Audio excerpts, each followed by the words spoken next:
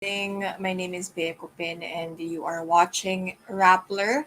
And today I'll be giving you a quick, hopefully quick lang, na recap on the budget briefing of the DBCC at the House of Representatives. Basically, to kickstart the budget season at the House of Representatives and in the 19th Congress. So, in case hindi kayo familiar, it's August. Nakalimutan ko yung month. But it's August. Usually, that's when budget deliberations for the incoming fiscal year begin. So actually, nagsimula ito nung August, formally at least, nagsimula ito nung August 22. That was a Monday this week. When the economic team of President Ferdinand Marcos Jr., led by the Budget Secretary Amina Pangandaman, turned over to the House of Representatives, Speaker Martin Romualdez, who is the cousin of the incumbent president. She turned over the 2023 National Expenditure Program, the NEP, or the proposed budget for the coming fiscal year. So yun, medyo ceremonious muna yun. Although after the turnover at the office of the speaker, the DBM and other members of the economic team, but mostly the DBM and the House leadership, did have a press conference. Honestly, most of the major things that were discussed during that press conference last Monday were also discussed earlier during the briefing of the DBCC. Although, because more people were involved in the briefing earlier and legislators, both from the majority and the minority, were involved, understandably, mas intense at mas thorough yung discussion kanina. So, kanina at 9 in the morning, the Appropriations Committee, that's the committee in the House of Representatives that's tasked to deliberate on the budget, um, convened during session. So dun sila sa plenary mismo ng House of Reps to officially begin nga discussions on the proposed 2023 budget by the DBCC. Yung members ng DBCC or the personnel who were there earlier included, of course, the budget chief, DBM, also other officials from the DBM, officials from the DOF, including the finance secretary himself, NEDA as well, BSP, officials from BIR, customs were also present during the briefing kanina. Basically giving an overview of the budget to legislators. Again, kung hindi kayo familiar sa budget, yung proseso ng budget in the Philippines, and I'll explain this in simple terms because I am also not a budget expert myself, if we're going to be honest about things. So, the executive prepares a budget and then they submit it to Congress. We have 30 days from after the State of the Nation address to submit the budget. So the submission was done on the 22nd. And then the formal briefing again started earlier today on the 26th. So after the budget is submitted, it's the Appropriations Committee in the House that handles that. Sa Senate, ibang committee naman yun, Finance Committee yun. And from there, the entire House or the entire membership of the 19th Congress, actually, kasi House and Senate yun, will begin deliberating. Yung formal term is briefing on the budget, but really during these briefings, that's when lawmakers, district representatives, senators, and what do you call this, party list representatives, so sectoral representatives in their respective chambers ask questions sa mga members of the executive, different executive branches, different agencies of the executive, to ask them about the proposed budget, to scrutinize the budget, and even in some cases, to also scrutinize how the budget the previous year was used. Kasi yun din naman yung role ng Congress. Bukod sa pag-aproba at pag-allocate ng pera for the coming fiscal year, it's also their task to make sure that effective at efficient yung usage ng budget na yun.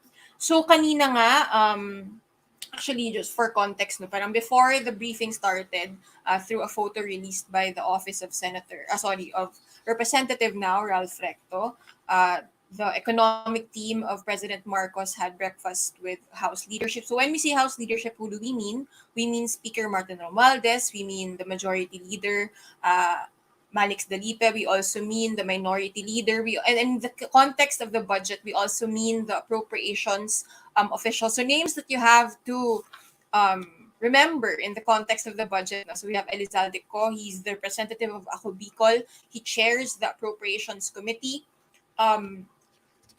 Marikina 2nd District Representative Stella Kimbo is Senior Vice Chair of the Appropriations Committee. Marami silang Vice Chair sa Appropriations Committee in the House of Representatives, and I'll explain a little bit later why that's important. But Representative Kimbo, herself an economist, uh, she taught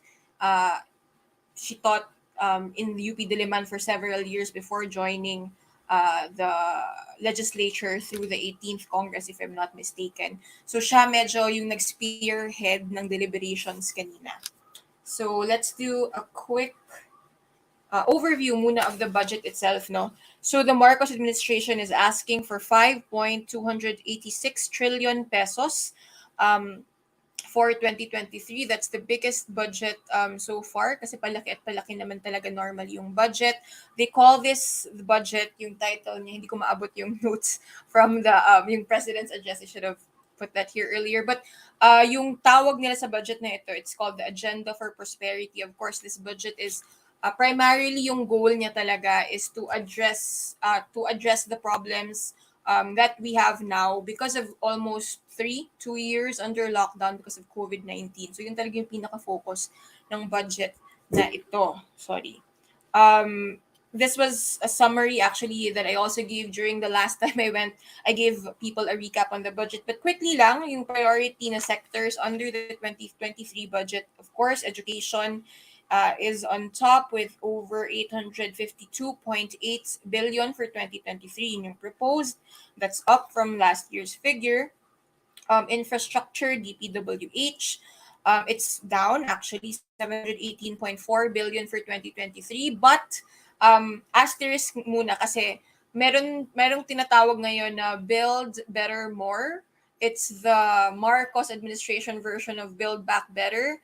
And if you wonder why it's Build Better More, it spells out BBM, which is the nickname or acronym of the incumbent president. So Build Better More, if I'm not mistaken, 1.2 trillion yung allocated for quote-unquote shovel-ready programs. But yung Build Better More isn't just to do with infrastructure under the DPWH exactly. So sa cloud din nito, projects under the DOTR, projects under even the Department of Education, and even under the Department of Health, and even Tourism Department. So, halo-halo siya na basta anything to do with building better and more, as the name would suggest.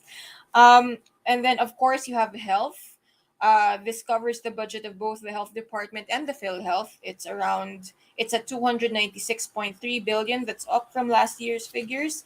That also includes 22 billion for vaccines under unprogrammed appropriations. So this covers if ever as kasi padang yung pagka-explain kanina ng DBM is as of now our supply of vaccines is okay, but that 22 billion is allocated or is there in case we need to repurchase or we need to purchase new vaccines, possibly yung vaccines na mas specialized to address yung mga specific na strains of COVID-19 and things like that.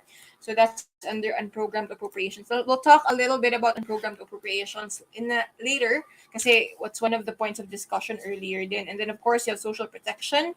Primarily under DSWD, it is down actually 197 billion from 205 billion the year prior. Part ng social protection of the DSWD is the 4Ps program, up 7.3% to 115.6 billion. Although yung asterisk dito is that the DBM explained that even if sabi ng DSWD Secretary Tulfo na they are checking the list of 4Ps beneficiaries to see kung deserve ba talaga ng taong ito mag-include sa 4Ps. Hindi nila ibababa yung budget allocate for 4Ps. Hindi pa kasama dito yung budget, yung pera para sa dagdag ng pension for senior citizens because as DBM did again explain nung Monday, the law, the measure lapsed into law, tapos na nilang nailatag yung budget. But again, with the disclaimer that they leave it, ito yung parating ginagamit na term ng economic managers natin to the collective wisdom of Congress to dictate kung kailangan, kung magkano or lalaanan or i-allocatean ba ng pera yung dagdag pension dapat ito for senior citizens. But in any case, the DBM, they said they're ready to specify kung magkano yung kakailanganin to fund yung dagdag na pension. And then you also have the agriculture sector, headed by no less than the president himself. He's concurrent agriculture chief. The budget is up 184.1 billion na siya. Yung proposed for 2023, that's up from 132.2 billion. In 2022, this covers mostly food security programs, including irrigation projects like irrigation, agricultural productivity. So, quick recap kung anong kasi para this is likely to come up again and again when you're talking about the budget or the 2023 budget under Marcos rather.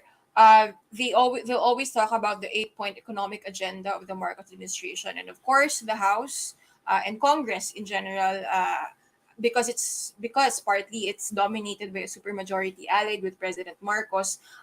They have this in mind whenever they do talk about legislation and when they talk about the budget.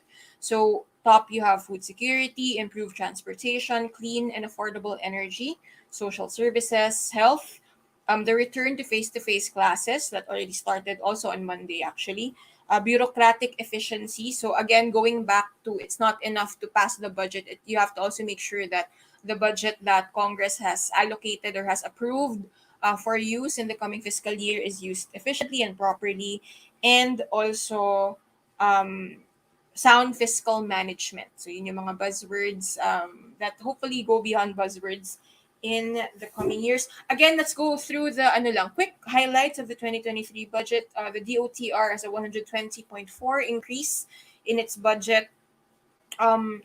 Primarily, well, yung mga bida talaga na projects niya. Although mas marami din kasi mga smaller, if you look at the whole pie of it all, mas malaki yung smaller projects. Pero yung parang flagship projects na hinighlight sa message ng Pangulo, the President's message, budget message, nakalakip yon sa National Expenditure Program that's submitted to Congress. Support dun yung North-South Commuter Railway, the Metro Manila Subway, LRT Extension, PNR South, Long Haul, EDSA Greenways for our atong mga friend ug atong mga mga amigo sa Cebu Province, Cebu City na pod part pod sa DOTR budget ang Cebu BRT project, Bus Rapid Transit project. Dugay na kay na siya nga gina-propose sa Cebu City, no. So naay budget allocated for it. Naapod ang that's also the EDSA busway. You have farm to market roads. Sugar industry development is also under the DOTR, listed among the major projects under DOTR. And then you have the PH Rural Development Project, and you have 2.5 billion in fuel subsidies. Again, we are doing a quick recap of the 2023 budget. For the DOH, kasi isa sa mga na-highlight sa State of the Nation address ni President Marcos was yung promise or the promise of, and when I say promise, the possibility of, and also yung explicit promise of the administration to expand yung mga specialized na health facilities, health centers. So I'm talking about things like the kidney center, the heart center, na hindi lang siya Metro Manila, hopefully to expand that across the different regions, across the different provinces around the Philippines. So in connection to that, 23 billion is allocated for health facilities enhancement, and then you have 1.4 billion dedicated or allocated for or proposed for 12 DOH regional hospitals. Education, again, 852.8 billion. You have the LGU Support Fund, 28.9 billion pesos. Again, yung context din nito, and I think this was explained better by my colleague Dwight De Leon. Yung the Mandanas ruling is expected or will go into effect soon. So that's also being considered by the DBM and the executive. Another thing to note, may perhaps in the context of the LGU Support Fund, is that in-increase ng administration yung budget allocated for barangay programs connected to NTF-ELCAC. So from 5.63 billion in 2022, naging 10 billion siya in the proposed 2023 budget. We'll talk after we go through what was discussed, or the main points of what was discussed kanina. We'll talk about how the budget will pass the House or ano yung proseso na dadaanan niya para pumasa siya ng House of Representatives. So siguro kanina, no, quickly lang, traditionally nga, because fiscalizing yung role ng Congress, it's the minority or the minority of the House of Representatives who kumbaga, takes first swing in discussing the budget. When we talk about minority in the context of the 19th Congress, the House of Reps under the 19th Congress, we mean a really small minority. Around 20 people are part of the minority in a house of over 311 people. So close to 300 members ng majority. Kaya nga siya super majority. And then you have around 20 members of the minority headed by Minority Leader Libanan.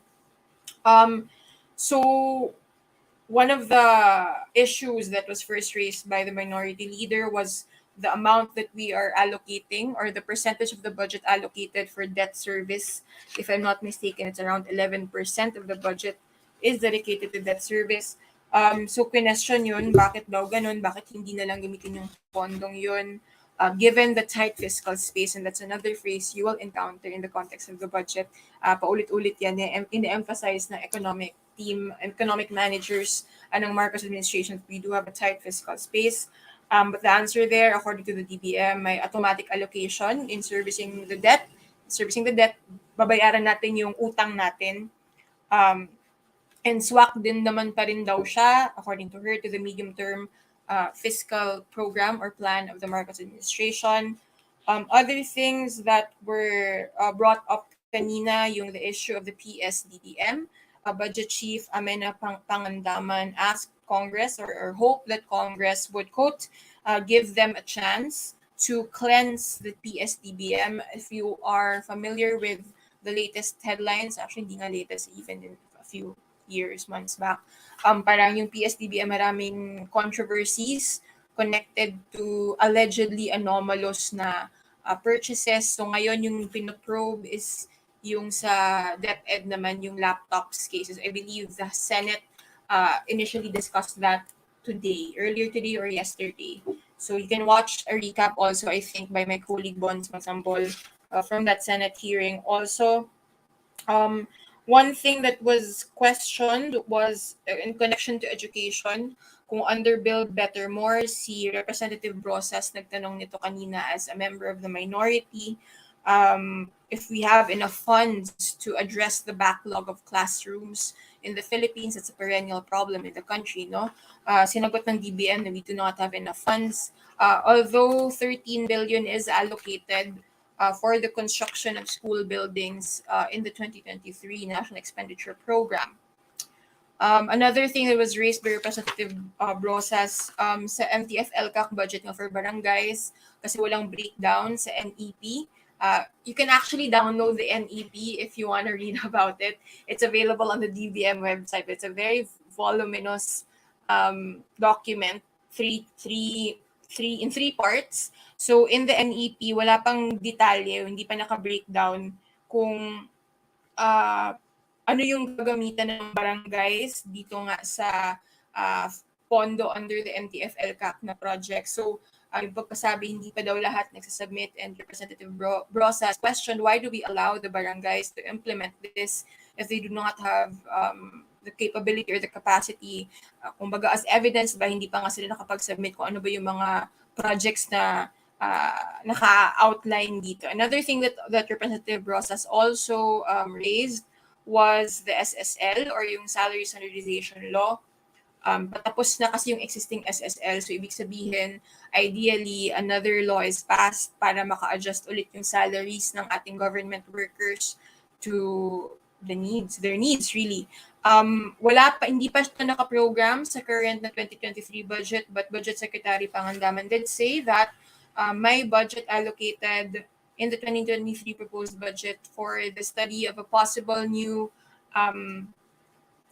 tranche of or parang sequence for SSL for government workers. What else was discussed earlier? Also, Kabataan Representative Raul Manuel brought up yung pie that the education sector gets. He was saying na bakit mas malaki, tila mas malaki daw yung debt servicing compared to the absolute values that the education sector gets.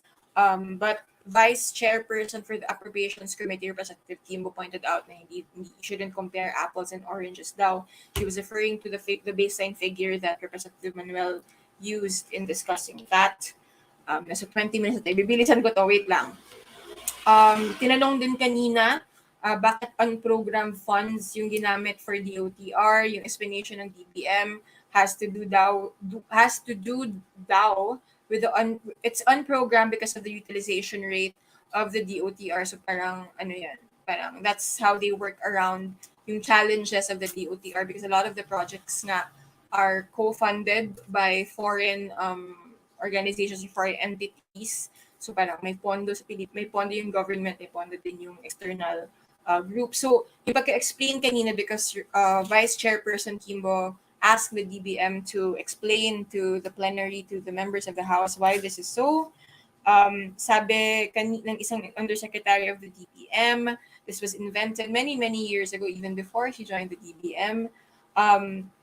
And the unprogrammed funds are colloquially called buffer funds. Sabi niya, it's not technically buffer fund, but because hindi daw yun dapat buffer fund kasi it does not sound nice, siguro, with hints of whatever anomalies. Pero basically, standby appropriation siya. So in the event that may excess na pondo yung gobyerno, pwedeng i-trigger yung unappropriated funds na yon to fund any project that lacks naman appropriations. So it's a space to reprogram funds in a way.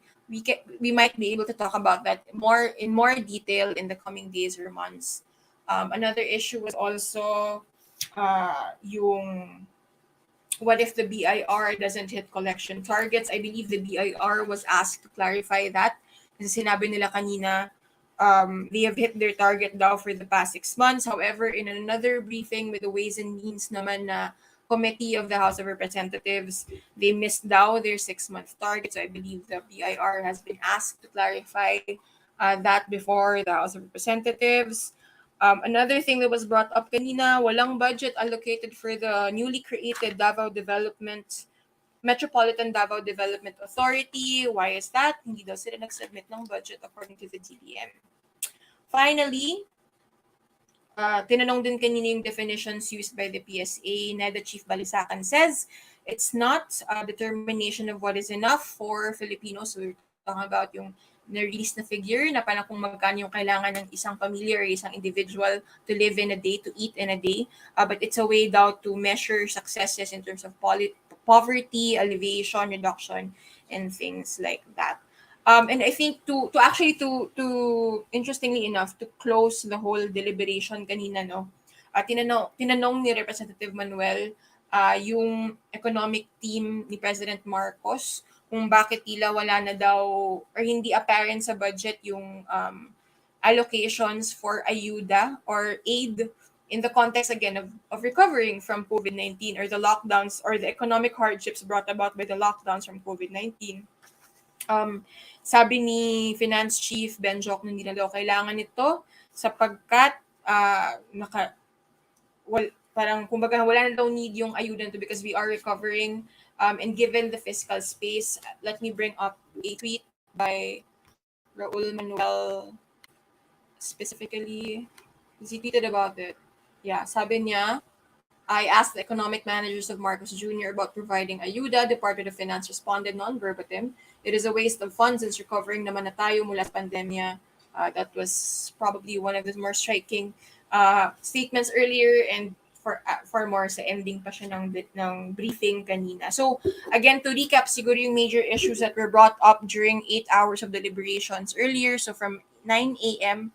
natapos siya around 5, although they did take a one hour break for lunch. So yung issue of unappropriated funds in the 2023 budget, education, the money that we're allocating for education, how the budget will be funded in the context of BIR collection, for instance, social support under the 2023 budget. Again, because nga yung Marcos administration din naman nag-emphasize that the 2023 budget is supposed to respond to is supposed to be responsive to the needs of the Filipino people in the context of the last 2-3 years of hardship under COVID-19. The issue of PSDBM is for sure going to be brought up in succeeding deliberations, and also the Build Better More project will expect more discussions of that in the coming weeks and weeks lang pala, hindi months. So, yun yung major summary more or less of the deliberations earlier and also of the budget in general. So, what's next? So, today is the 26th. On Saturday, that's the 30th if I'm not mistaken, magko-continue yung budget deliberations sa committee level na yun, or in certain cases it'll be the subcommittees of the appropriations committee. So I'll talk mostly about the context of the House of Representatives because I cover the House, I don't cover the Senate. But what's going to happen is the different vice chairpersons of the appropriations committee will spearhead the different deliberations for the budget. So maging simultaneous yan, more or less. They do that to save time and to make sure that the budget passes on time. So sabay-sabay na yan, magkakaroon ng subcommittees tackling the different um, budgets of different agencies and departments. So the same will happen in the Senate, where sometimes also yung subcommittees na nga will start deliberating on the budget. What happens during the deliberations? So the heads of agencies, heads of departments, typically it's the heads mismo who go there to defend the budget, to ask questions about the implementation in the past and about why they're asking for this much money for 2023. So you'll have the Department of Education will go there. Of course, it's headed by Vice President Sara Duterte. Probably also the Vice President will show up to defend the OVP budget. We just released the story on that. Threefold yung increase ng OVP budget under the Vice President Sara Duterte. Around 2 billion yung hinihingi nila this year compared to just over 700 million under the previous Vice President. Yung biggest boost ng OVP budget for 2023 is the Good Governance Program, the details of which are in the report. You can read it there. And then, so from there, so you'll have the different heads of departments defending their budget. So, kunwari, in the context of DILG, so ano lang, hindi lang to departments. So, departments, their attached agencies, and the agencies under them. So, kunwari, DILG, when they defend their budget, kasama ng DILG chief, in this case, iko-correct lang kita, yung 2 billion hindi yun sa DepEd, sa OVP yun. Iba yung budget ng DepEd, iba yung budget ng OVP. To be clear, although they're headed by the same person, the Vice President is also our education chief, two separate budgets. So the OVP will be getting, it's the OVP who is asking for over 2 billion. But for the education department, as I mentioned earlier, the budget that they're asking for is, let me check the numbers, they are asking for 852.2 billion. Yun yung hinihingi ng education, ng DepEd. Sorry, itong education pala na to, halo-halo na to, DepEd. This also includes CHED, TESDA, and then the state universities and SUCs. So yun. Anyway, so just so you have an idea, if in case you haven't been watching budget deliberations, and I don't think everyone watches budget deliberations. So sa budget deliberations, sa committee, subcommittee level, kunwari it's DILG will go there, and normally the secretary himself or herself themselves will be present to defend the budget. But bit din nila yung attached agencies or agencies under them. So in the context kunwari of DILG, Secretary Abalos will have with him the PNP chief, the BFP chief, BJMP chief to defend their budgets. And then din yung NAPOLCOM, kasama din nila yun to defend the budget that they're asking for in 2023. So that's what's gonna happen. And then from the committee level, kung na-approve na siya ng committee or ng subcommittee, i-consolidate yan, tas i-discuss na siya in plenary, during session plenary. So when I say plenary, that means the entire of the House, so all 311 legislators. Typically naman hindi literally andun sila present, but that's where interpellation happens about the budget, and you have sponsors of the budget, so these are legislators. Kasi hindi yung head of department mismo yung dedepensa ng budget. They have a sponsor who speaks on their behalf. That's why you'll see sa session, literally binubulungan yung congressman, congresswoman, yung representative ng isang executive kung ano yung sagot sa mga tanong sa interpellation during the budget deliberations. And then, if and when it passes the House on third reading, so approved na siya, pumasa na siya ng House of Reps, or in the Senate also kung pumasa siya na ng Senate, that's when the bicameral conference committee meets. So may reps yan, yung Senado, may reps yung House of Reps, daming reps. Yung HOR tsaka Senate, magkakaroon ng representatives and they'll meet, they'll deliberate. Normally it's closed door, which is an issue sometimes for when budgets are slashed last minute. So mag-meet yung bicameral conference committee to settle any differences in the versions of the House and the Senate. Hindi to unique sa budget ha. Usually din talaga kung yung legislation na pinasa sa both chambers ay may major discrepancies, magkaka-bicam conference yan to discuss and to compromise kung ano yung kinalabasan ng final na piece of legislation. So in the context of the budget, you have the BICAM conference, they'll talk about it, and then they'll create a consolidated proposed law, that is the budget for 2023, and then they'll bring it back to their respective chambers. If it passes, and normally it will, because again, there's a super majority in both chambers of Congress. And then it passes, and then they submit it to Malacanang to be signed into law.